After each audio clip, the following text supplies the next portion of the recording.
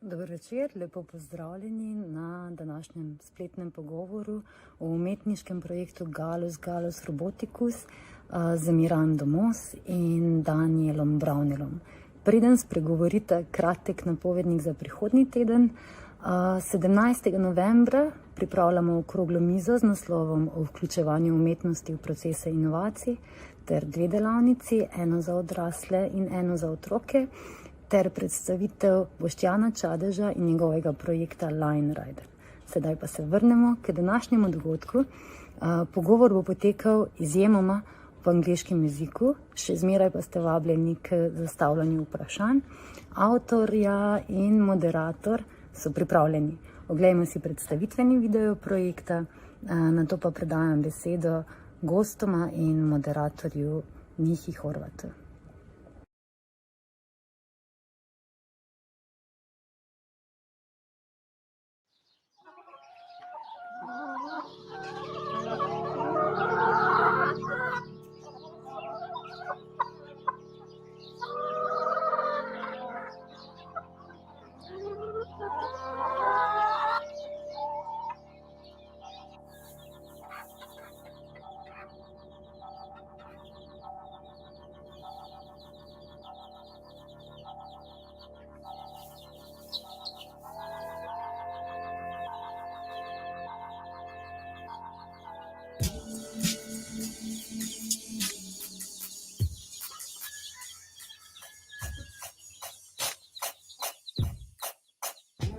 So my grandfather was a chicken sexer, and that's a job where you separate male and female day-old chickens, and the females will lay the eggs for the next generation, but the males aren't of any economic value, so they're just killed. And the scale of this problem is 7 billion male chicks being killed per year. When I was thinking about this, I looked up what advancement had been made in in ovo chicken sexing, and I was pleased to find that in the last 2 years the problem has been solved, and in a few different ways by a few different institutions. So these companies are using pretty advanced techniques to determine the sex of the chicken within the first few days.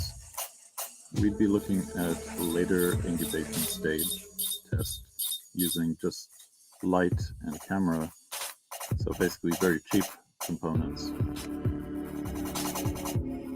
Extending from Daniel's interests and wondering how and if humans can even be trusted with technology when it comes to non-human species and the environment generally, I've been really interested in the role of technology in post-natural interspecies relationships. And of course, in the case of industrial commercial chicken farming, this is taken to the extreme. We've engineered chickens in such a way as to be complacent and hyperproductive in a human economic sense, and as such they're totally ill-equipped for surviving in the wild. And of course, on the other hand, they've been engineered for thousands of years, but accelerating more and more in the USA since the 50s, alongside neoliberalism in a horrendous breach of animal treatment ethics. Through this project, we're trying to see how we can unravel and reimagine the complexities of this very uncomfortable human-chicken technology dependency triangle. And so, of course, the obvious conclusion that we came to when thinking about these ideas was considering a robot that is designed to affectionately care for chickens.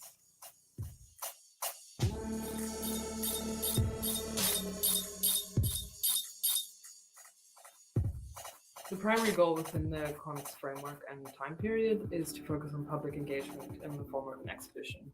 This aims to challenge popular opinion on this triangle, starting on a kind of interpersonal and experiential level. We're aiming to do this through the robot's sensitive behavior, who is programmed essentially to protect the chickens.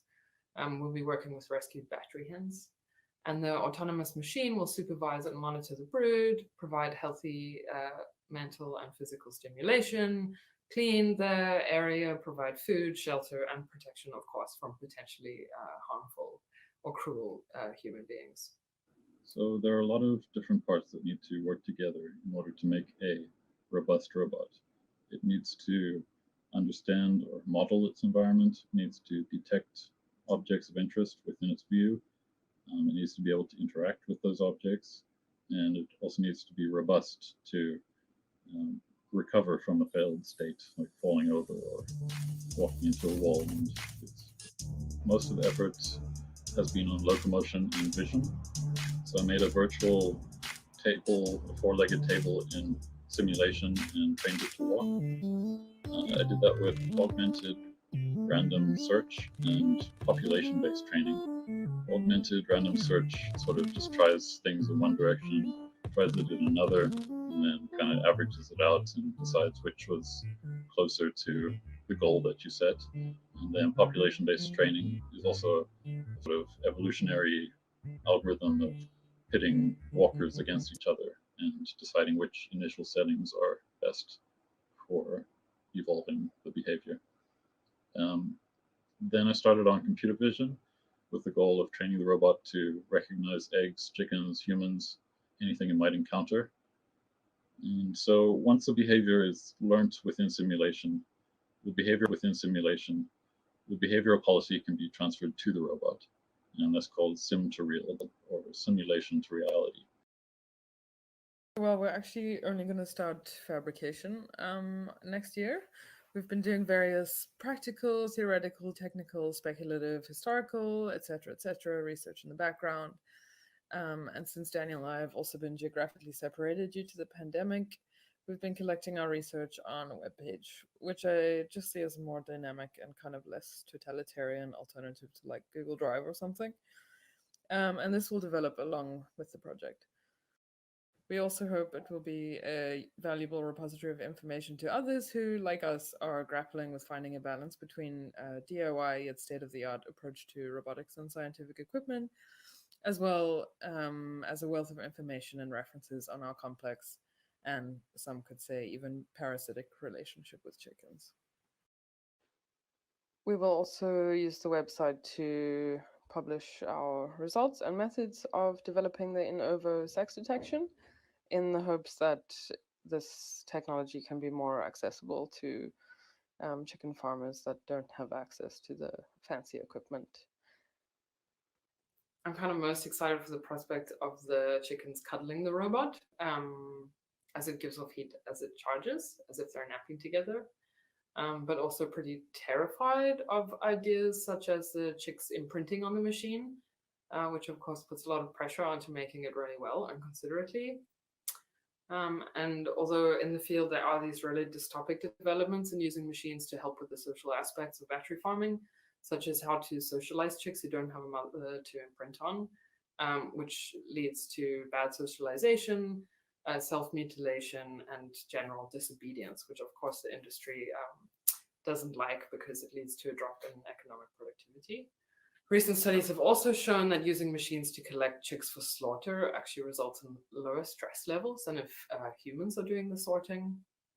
So we're aiming to push these ethically misguided uses of machines in this very disturbing industry towards a more kind of absurd and poetic realm in the hope of imagining a less destructively anthropocentric techno-future. Depending on the complexity of the artificial intelligence we can develop in a year, we'll at least have a fun robot that can walk around a chicken coop. And if we make some good breakthroughs, we might have the start of a revolution towards more humane AI. The bar is very low.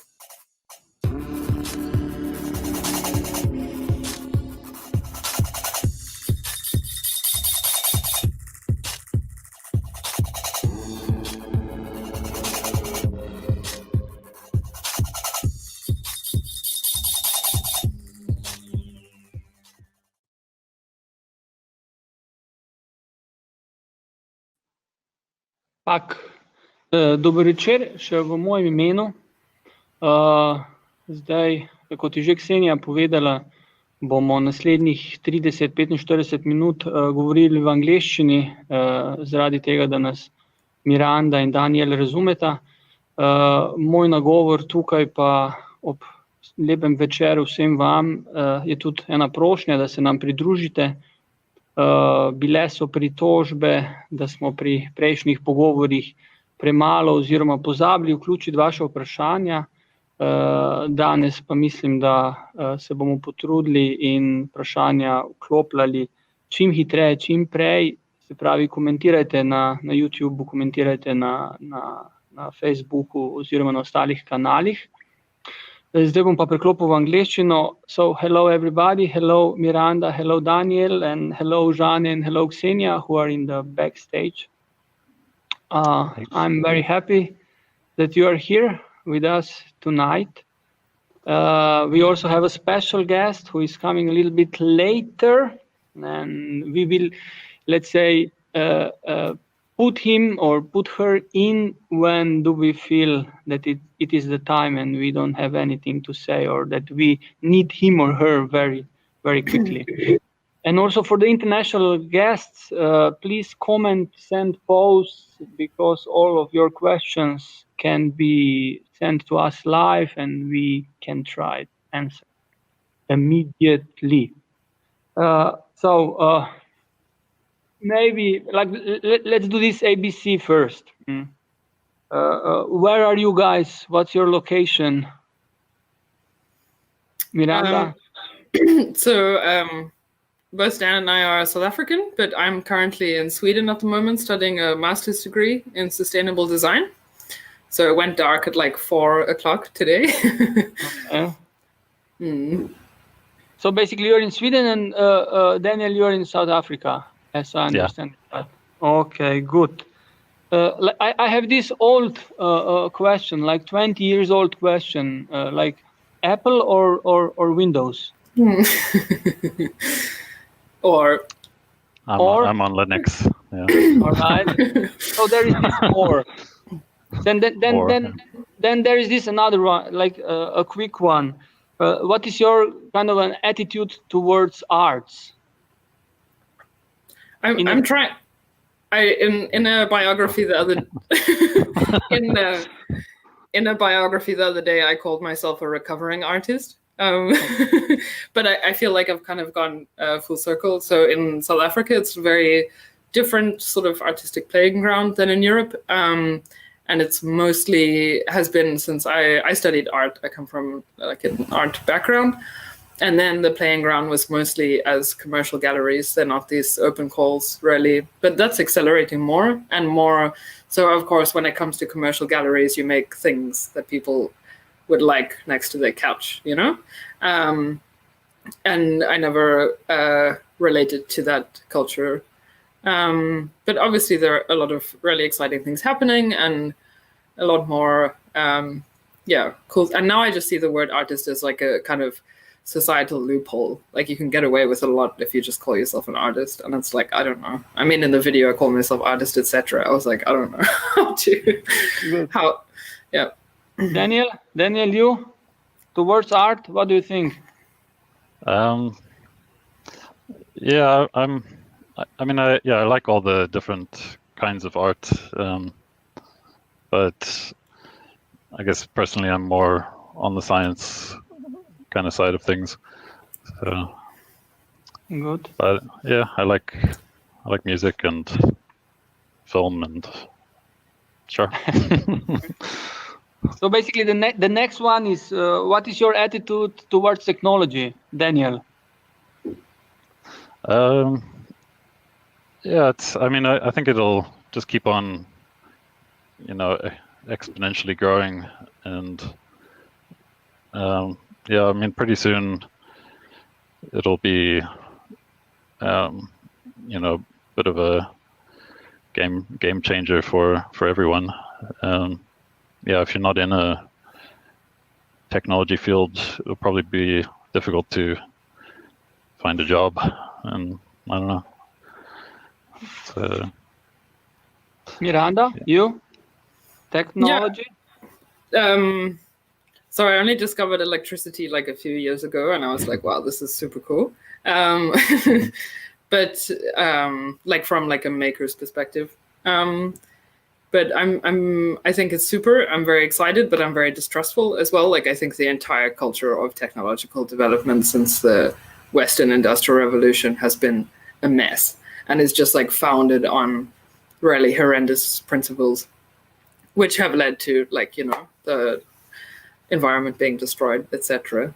So I think, yeah, it can't be trusted. I see myself as kind of wanting to work from within technological space because I think it's super magic, but as like a kind of autoimmune disease, like I also want to break down the like toxic structures. Yeah. The next one is still in the field of the technology, but it's this. What is your attitude towards robots? Who goes first? I can go. Sure. Okay, do it. Yeah, so I became a bit like obsessed with robots in the last few years. Maybe enter special guest soon. Yeah. No, maybe in a few moments. But yeah, I met this on a residency in Switzerland. I met the Swiss Mechatronic Art Society, and I was like, whoa, I can actually program stuff and make things happen, and this is super cool. And robots, yeah, I got kind of, it like almost feels like a boyish obsession with robots. Like I never had that when I was young, and now I'm dealing with it now. And they're super kind of overdone and cliched, and I think that's exactly why I need to work with them, because we haven't really, at least in this kind of whatever Western paradigm that I sort of function in, like we haven't changed our idea of robot or our cultural relationship to them for pretty much 100 years since the term was coined in 100 years next year by a Czech author, Karel Čapek, probably pronouncing the name wrong. And this was like this totally dystopic, you know, the robots taking over, eyes start like flashing red thing. And I think when we think about robotics and AI, we're misguided in what we're concerned about. You know, like I don't think it's going to be this super exciting apocalypse. It's going to be something probably kind of boring and banal, and we're not prepared at all. So I'm going to keep working with robots. Yeah. Daniel, you?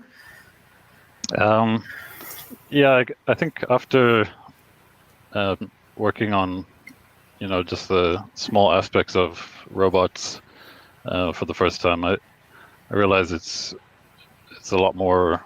You know, we're still a way off from Skynet, but yeah, I mean, I think, yeah, I think there's some good podcasts that just kind of speak to all the experts, and in general, the experts are still feel like it's all a way off before they take over. But at least, like, I guess automation, that's going to be a big issue pretty soon. Yeah, and I think, sorry. Yeah. No, you just don't, please. No, extending from what Daniel says, I mean, from what Daniel is saying as well, is just bringing up automation. Like our idea of what a robot is you know, like the definition itself is something that we need to consider as well. We imagine something quite particular. Yeah. And now maybe the last, this quick one about attitudes. So basically, forgotten term, but came back now really big. So your attitude towards artificial intelligence, AI, who goes first? We give it to Dan is the AI person, but otherwise that's probably the same things that I said for the robots. But I don't know. I can't program at all, so I'm just like seeing it from an outsider's perspective. So yeah, but how do you see it? How do you understand it? Like, yeah, I guess what I see with artificial intelligence, also like a misguidedness towards what the actual issues are and like how it will affect lives and ripple effects onto a grand scale. But I guess it's really funny. Like there's this EU civil laws on robotics thing that got published a few years ago. It's actually on the Gallus website. And it's trying to determine a set of ethics for how artificial intelligence should be programmed. But it's basically like, it seems like total neocolonialism.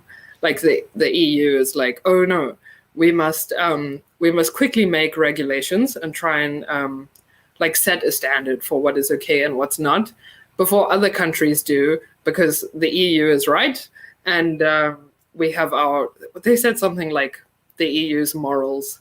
That's what we give to the world. And I'm like, does this sound a bit familiar? This sounds like a few hundred years ago. This sounds a little bit like colonialism, where Dan and I from is still very much affecting the country. So then what we did with this was we just replaced the EU with the word chickens, just to make it a bit more extreme. So there's a sound recording of it, and also just a find and replace. I haven't even read the whole thing, but like a find and replace game of replacing the EU with the chicken species, and it just becomes so absurd. Like when you put it into this kind of absurd realm, you're like, how can you possibly try and regulate it in this way? Yeah, I think it's a mess. I think we're heading for a mess, and I'm really excited, and I'm like cooking my popcorn right now. Mr. Brown. Yeah, I think I mean, AI, I think, is going to be very, very big, and it's going to upset, I don't know, like the entire planet. Like, so I'd say within the next 10, 20 years, like, you know, most jobs will probably not exist anymore. So yeah, I think governments will have to change to you know, probably basic incomes, and it'll be, yeah, totally game-changing, big. You'll still have a job though, Dan, which is nice. Yeah, I'll be okay, but but me, not so much, unless I work with you. yeah. Good. So maybe to I don't know, step into the next phase, or I don't know how to call it, to do a little bit of commercial PR. Yes, my question would be, from where did you came to the information about konS open call? Is it special guest time yet? From maybe not, but from Mark Duseyer. All roads lead to good old guy. Mark. Yeah, Mark Duseyer, who I met on that residency I was talking about in Switzerland with the SGMK, and he's been super great. And also, I think Robertina is here as well. Between Mark and Robertina, this is like how I know everything about the like art science scene ever, pretty much. Super.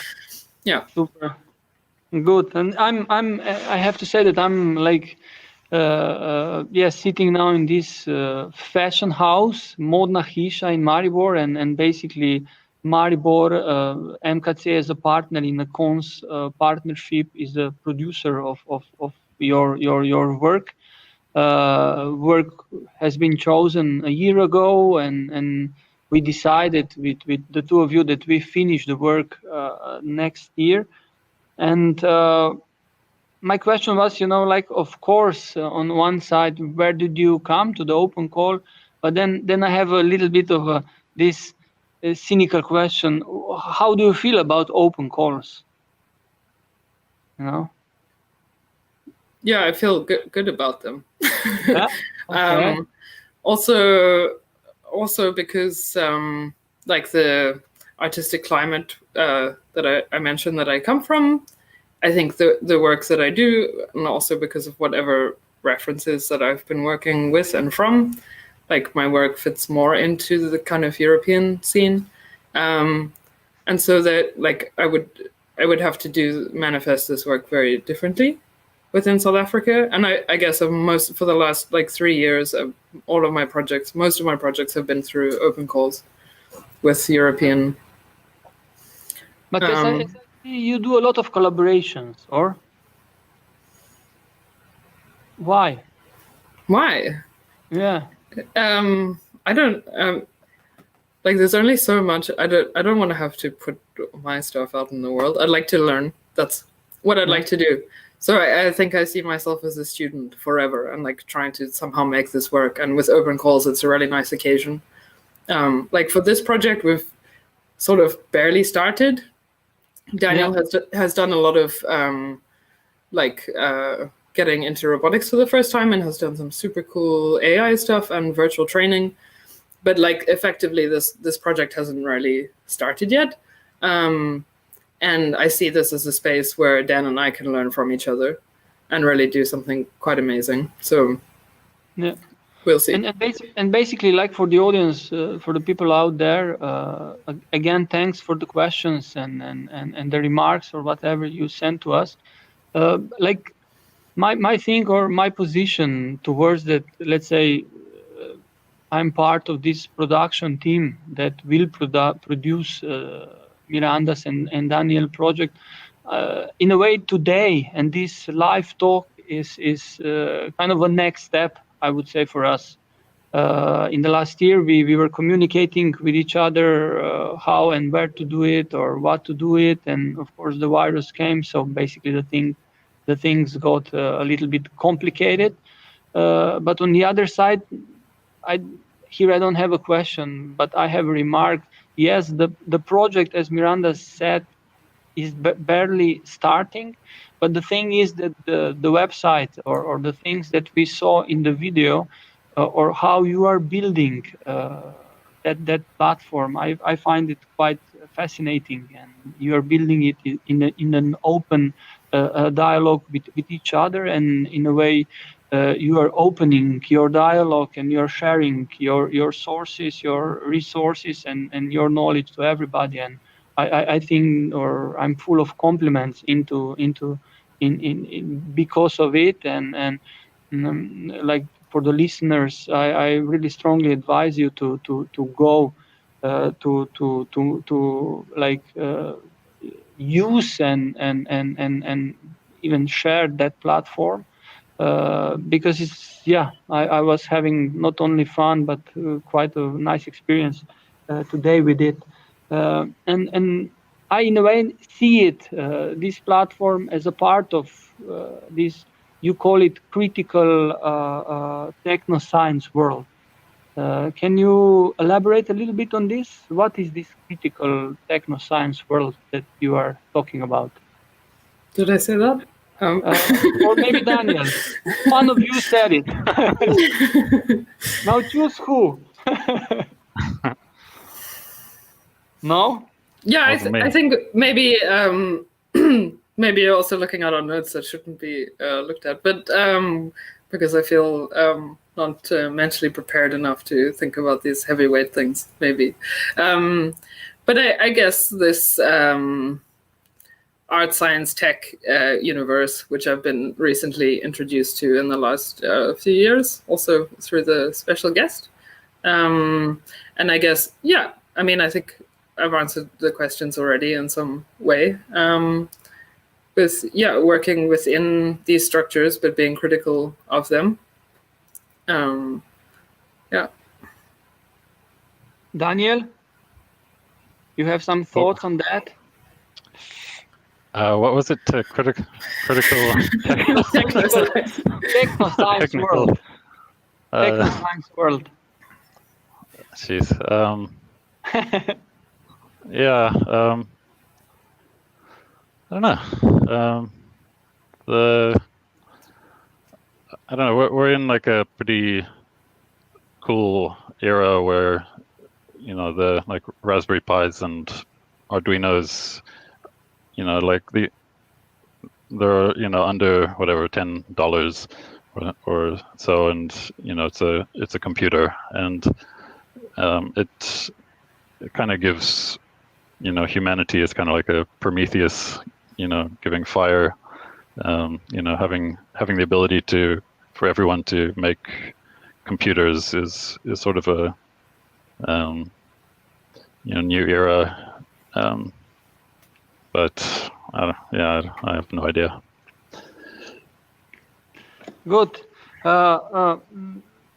Maybe guys, then I have a couple of quotes basically from the notes, and these quotes are as this critical techno-science world are in a way inspiring, I have to say, because and then, but Miranda said it that, yeah, don't put it out now.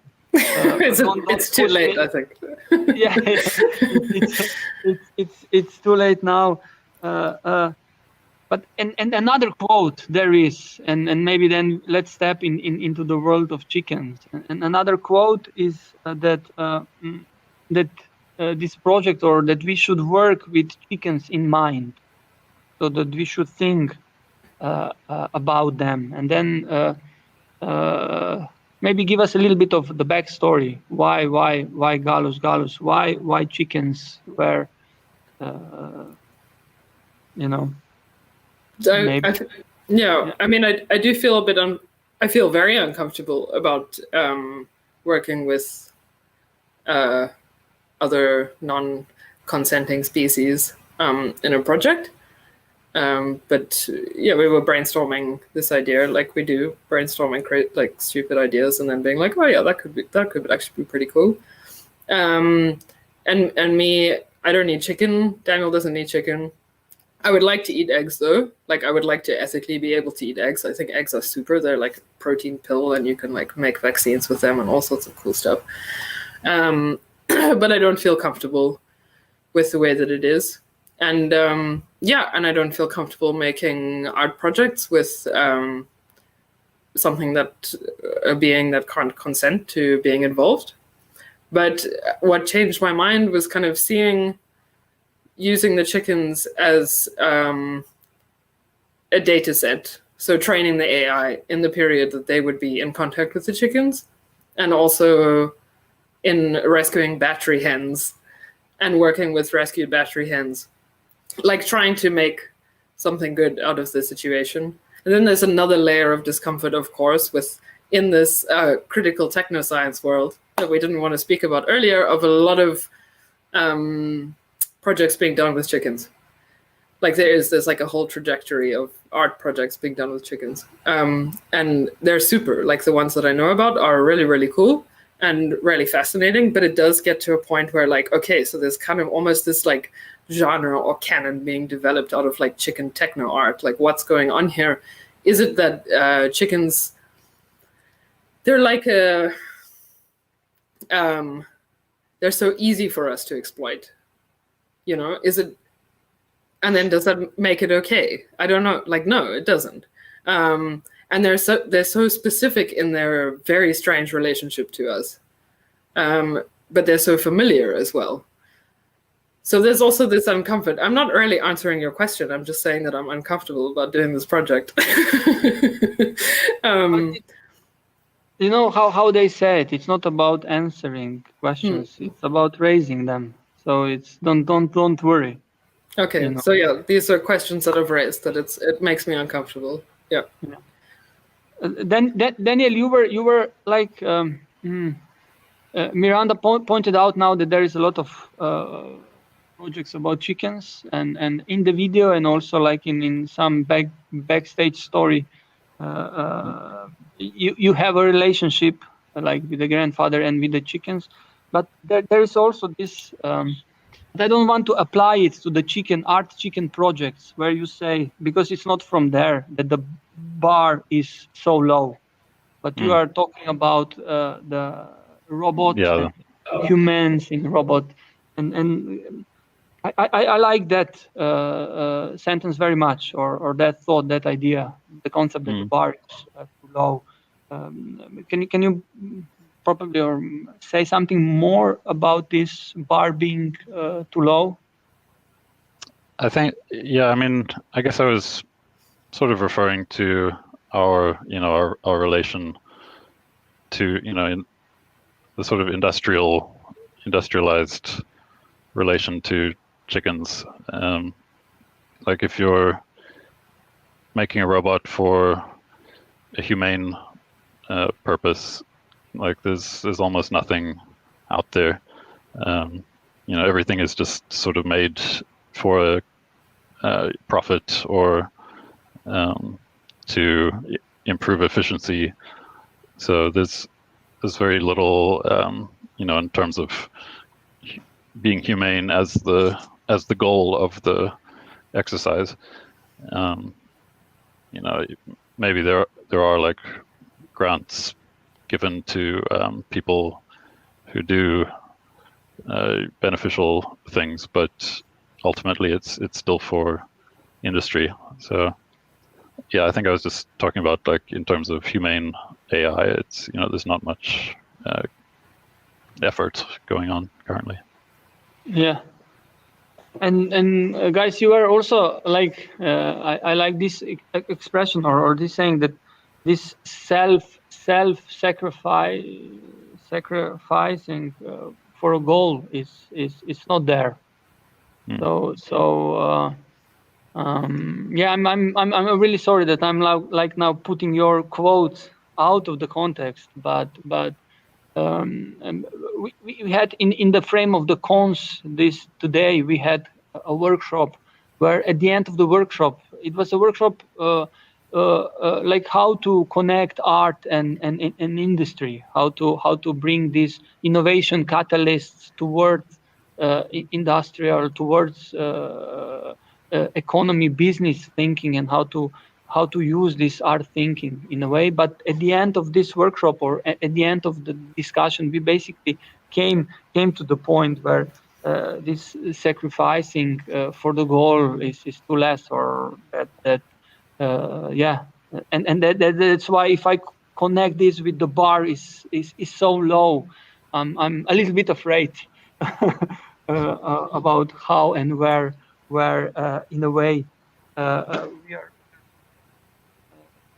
Maybe there was a link in this archive of yours, in this step by step how you are building and developing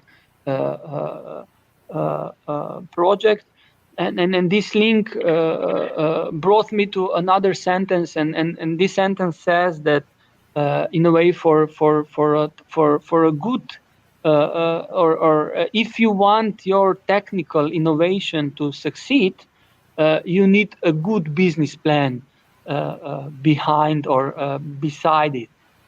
So this is my job, my homework. I should develop, or we should together develop this business plan for Gallus Gallus. Or whose homework is this? Yeah, I guess how to make open source business plans. Yeah, how to make everything open source and still eat, These are important questions, but because for the audience, if I can interfere, there is the sentence that I again like it and leave it, that you want to do this project cheap and open sourcely as possible. So I think for the audience out there, if you have a question or even the idea how we should build a business plan around this, I think we are looking for it. So shall we bring the special guest? Yeah, let's bring the special guest. He can teach us about how to open source and still eat. I think that would be great. Yeah, or special guest. Gaudi Labs, hello. Hello. Hello. Hello, Mark. Hello, Mark. You're mute. You have to unmute. Yeah. Yes. It was nice. Hello, everybody. I was already following and seeing all the discussion you had about chicken and open sourcely doing something. I have a question for you, Mark. I have a question for you based basically from the notes and text from Daniel and Miranda, where they said that we are living like in an outdated cultural relationship towards technology. Any ideas on that? Outdated. Yeah. I mean, I did also, sorry, just to interrupt, I did also say this technology in relation to robots and AI. Just I think outdated, there's a lot of room of improvement, yes, in this relationship. But I don't even think it's outdated. Like it's been just like we're at the very beginning, I would say. Which kind of something I wanted to mention. I really like chicken. We all do. But somehow I see chicken as a technology. Like, and I think you mentioned it very briefly. in the very first part of your description of the project. We have this amazing technology that we call chicken. It has nothing to do with some kind of a natural kind of bird. And so if we think technology in a broader sense, not just like motors moving things, like this very trivial idea of robotics, we have already a long history of doing technology, like thousands of years. And chicken is one of the technologies we have. And so I was a bit going into this, like, it's not that we have these whatever technologies that you're artistically kind of creating, interacting with the natural chicken. It's like you have technology interacting with chicken technology. It's the same. And if we look at chicken,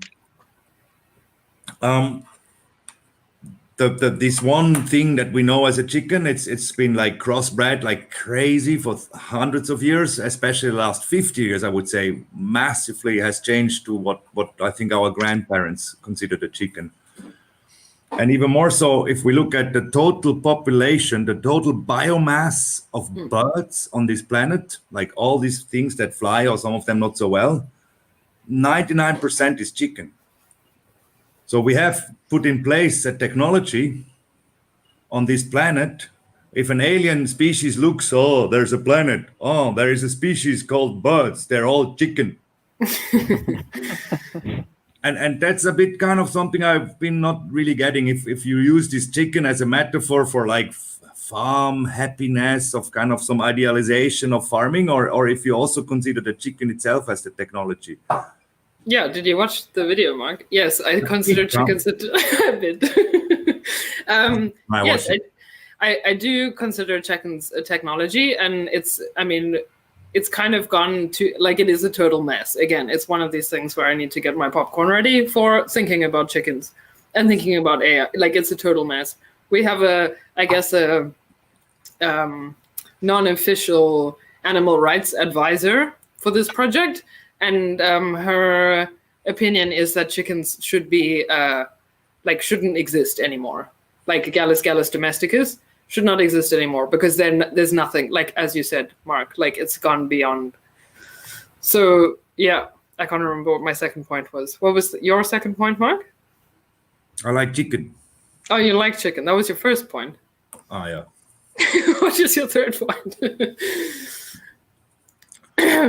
And so by having an artificial, let's say a man-made system, I wouldn't call it an artificial intelligence, I wouldn't even call it a robot, but let's say a man-made system interact with the chicken. I think that's where you kind of come in. So how can we take the human out of this? So it's, if we have these two technologies interacting, not two, but a lot of technology interacting, like, how can we take out that human influence? Because you said, oh, chickens shouldn't even exist because they're totally man-made and like tortured and kind of. So in a way, we can kind of think this loop of the technologies interacting with technologies, which I disagreed a bit with this humane, like pretentious, like that this is more humane. Like, in fact, I don't think. I didn't get this point so much. So, but if just these technologies started to interact with each other, how can we take you out as an artist? How can we take industrial production of chicken out of this interaction? So the AI learns from the chicken, and the chicken learns from the robot, something like this. Yeah, I mean, this would be super. We're gonna have to see when we start. I think we've considered a few possibilities of this kind of thing happening, and like I was saying when we were backstage earlier, of the problem of us having to program it when the robot is designed to be wary of humans. So we already have this issue, but I mean, we're coming in with a set of principles, of course, that we think would be nice for chickens to have a machine doing this. But like, to what extent, we'll have to see next year. When we have the time to work on it, to what extent can we take ourselves? And I think this is important, yeah. To get some chickens, you know. Need to get I need to get some chickens. Chicken chicks. I don't know what else should I comment on, but so I'm really happy to see this screen with kind of Miranda, Dan, Miha, and myself, and paint Swiss landscape painting in the back. By Slovenian artist, ne? Yeah, and so I have to tell you something, Miranda. If you mention SGMK on a Slovenian kind of channel, you have to call it SGMK. They will not understand. Yeah. That's nice that these collaborations have been, going back so like 10 years already, and then you interacted with SGMK and SGMK, sorry, and we had this kind of collaboration with SGMK also in Maribor a few times. So it's nice that kind of these things come together again here, and that you invited me to this call. And I'm also really happy to see more chicken and less electronics and robots in this discussion. What? Who goes? No, I was just going to say, we really would love to do a residency at Randolab with chickens, Mark. I agree. I was. We have thought many times about getting chicken there. There is also the Black Chicken project I've been kind of documenting on the Hectarea wiki. But maybe that's for another time. Yeah, but Mark, since we have you here, and and you're like long time in the field, and a little bit or a lot about Slovenian scene, or you're thinking this field for long years. What are your, let's say, comment ideas to how to do this next step towards industry, or how to or come to the innovations that pop up in the field of art, science, technology, and how to promote art thinking, how to do all these things that we have on the table, and it comes at the end of the day to the business model. Well, I think we just should continue what we're good at, and this will then somehow miraculously happen. No? I think especially if we think these artists should be involved in whatever, interfering too much in the artistic and creative process with the goal that something should happen, I don't think it's so much like the way it should go on. But by having more artists, like, dealing with contemporary technologies, and I wouldn't even call it so much critical, but also like funny art, tech approaches, it will slowly influence society. It will slowly kind of, interact with all players, and the industry, it's also human beings. It's maybe your roommate that works in a company, and you're, let's say, the artist that, and having fun. Same as like Miranda and Dan, in a way, they start to work artistically together also. They're also friends. And there's this kind of effect that maybe people that work more on businesses and industry get this other way of thinking of what, because with all these topics, we should involve all players of society, not only artists. Artists play an important role, but there's many other players that should be involved on how the industry is shaped. And I think the more humorous it is, and the less, let's say, artistically, academically brainy, the easier it is to have a broader kind of societal influence. And that's what I like about Chicken. It is kind of a funny project, It's not totally brainy with the goal of being appreciated by some kind of art science conference. It is kind of down to earth. It has personality. It has authenticity, because Dan is kind of almost a chicken. And I think this is support. Whatever. He said his father or something with chicken. So I think this authenticity of true interest of the artists in the collaboration. I'm one quarter chicken. 1/4 chicken. I think that's the way. And that will lead to some change, because it's humans doing it. It's not some abstract goal of having a product in 2 years that had some kind of influence by an artistic production. That's my piece of cake. Yeah, Mark, thank you very much. Daniel, Miranda, do we have a question for our special guest? Or do we say goodbye to him? When can I come with my chickens up the mountain? Anytime. Yeah. Anytime. Switzerland has no restriction when you come in. Everybody can come. I think we Only should, I think Czech people not. I think we should mindfuck the chicken and then the problem. So there was a comment by the idiot. It's like also like using some brain interfaces, mind fucking chicken with LEDs that are blinking. I think it's an experiment we could try. Yeah, There is also this VR for chicken. Have you seen this one? This is a good one. Also. Yeah, this is a good one. Yeah.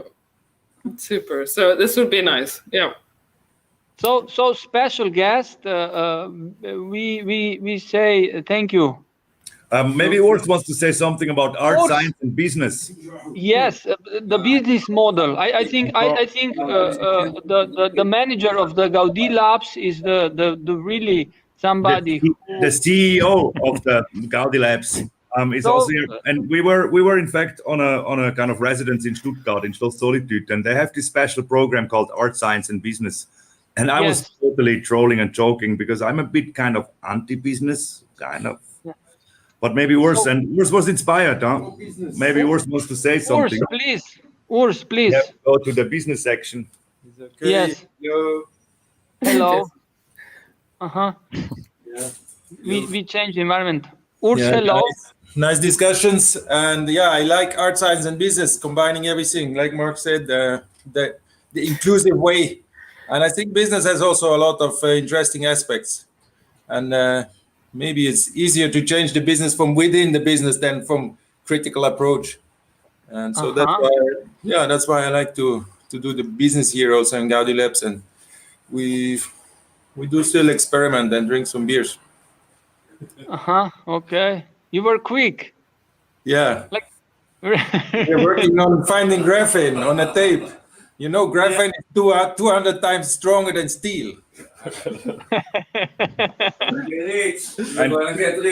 fact, we talked about this kind of business the whole night yesterday. In fact, should we exclude it or reintegrate it? And what Urs does is he does business, but he's also kind of an artist, always artists hanging around here. So I think what would be nice is like having our partners, let's say, in this already friendly network, kind of host residencies and let maybe artists kind of use a bit of production facilities and maybe produce multiples of some random things they can sell. Selling is not per se a bad thing, you know. The best. But of course, exploitation is a bad thing. Okay. So we go on.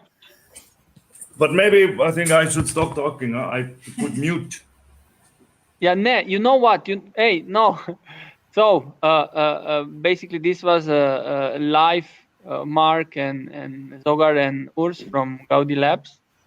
Maybe we go and try to wrap it up with Miranda and Daniel. Ciao, Mark. Guys, if as I put it on now, this website and this dialogue that you had was something that was happening this year, and I hope that people click and go through it and have not only fun but have some time with all your resources. What are the plans for this year? How do we go on after we end this talk today? Well, I'd first like to say that that's the wrong link. So write a right one, please. How do I write into the chat? So it's just without the dashes. This is confusing. Okay. So the link that you send we just made a page of references for when we applied for the open call, but the actual website, which is still obviously in progress and will continue, is no dashes, just Gallus Gallus Roboticus. Super. So is this one? Yep. The pink one. Good. Yes, and next year, how do we go on? So I'm busy doing a master's. I'm pretty busy, but hoping. We're working in the background, as you can see from the website, But also we were hoping this last summer for us to work together in the summer, but pandemic. So we're 10,000 kilometers away from each other. And it's just nicer. It's hard. Also, I think with this like transdisciplinary collaboration stuff, it is, I mean, everything is hard over Zoom or whatever, but I think especially it's these sort of weird in-between spaces where you're looking over someone's shoulder and being like, oh, can we make it do that? You know, like seeing things that other people from another discipline maybe wouldn't realize or think of. And, you know, to make it funny, like Mark said, like thinking of funny things together, which is really hard over computer screen. So we're kind of trying to do what we can virtually, but not burn ourselves out with or like get bored of the project, you know, before we're actually together and can have fun and play around. But hopefully summer next year we'll be, working together, prototyping, making some stuff, making a mess, having some fun. And then the rest, I think you must tell us what's the plan. Yeah, my plan honestly was that now after we say goodbye to our special guest, that I would look into the comments and see some questions from the audience. And I think we have our guest with a lot of questions and with a lot of comments. There are currently no questions for us here. The stream is going on for almost an hour. And if I'm honest, I was happy with today's talk. I would like to thank you both, and considering your question, the situation, as I said, here in Slovenia, we have a really like a full lockdown, or kind of a no meeting lockdown for the next 2 weeks. So the space where I'm in, where we've been putting up the installations from the konS module, from the konS production this year. Also, this has to stop for these next 2 weeks. After that, we are basically cleaning and leaving this space. And then I think end of December, I think we go fully into the projects and working with the two of you or with the other guys that are, let's say, on the list and with whom we are conceptualizing and preparing projects for konS thing. So yeah, if not earlier, I think tomorrow I write an email how we go on next year. No, this is a joke now. Anyway, look, there is this thing, yes, but what is also true. And Yuri, yes, I completely agree with you, and Miranda and Daniel. I'm looking really forward to bringing you to Maribor and to Slovenia, because you are also working with in kind of a workshopology logic. You had some projects with kids, and I think these are also the things where I hope that when you come here, we find time that you don't only start eating chicken, or that we don't go to this second or the first town close to Maribor, Ptuj, where we have, or Slovenia has a really big chicken factory. But yeah, that we do more things, not only our project, that we go into these different layers of what konS platform is working on and what we are trying to build up as an ecosystem. You have anything to say?